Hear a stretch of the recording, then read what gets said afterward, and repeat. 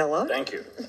Two questions. First one's a little bit blunt. I'm not looking to assign blame, but when 50 emails show up in my inbox on Monday morning, I know something has happened that was unexpected and caught the public by surprise. So without assigning blame, what happened?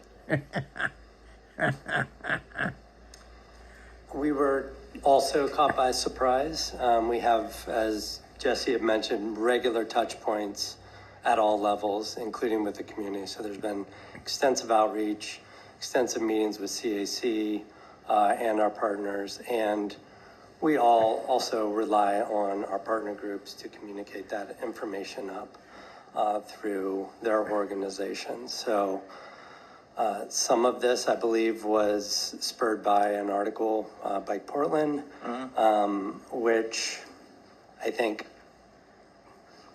because all the information wasn't out there in terms of briefings and so forth, I think it created confusion, and immediately people went into action across the board, thinking that, hey, this decision had been made because the project team had put out a recommendation, and that simply wasn't true. But as you know, once that ball starts rolling, we don't have any control over it. So immediately, really ever since Friday, we've been responding to much of that fallout.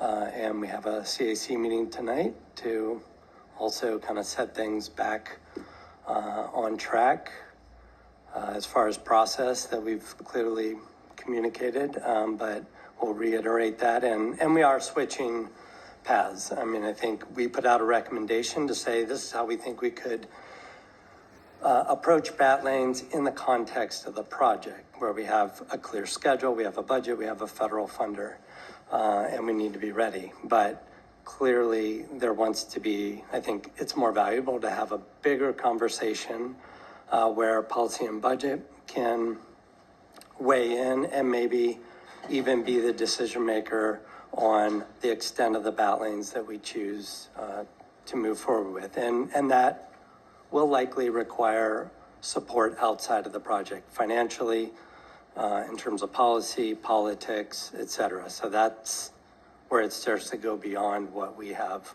control of within the project. And I think it's going to be a great conversation where we all need to lean in to say, what do we want and how are we going to get there together? Boy, you're pretty slick there, dude. The last dude. part of what you said, because now that this is out in the ether and people are obviously interested, they're going to follow this, they're going to want to know ultimately who's going to make this decision and how do I get my voice to those people. So let's keep that in mind as we continue throughout this process.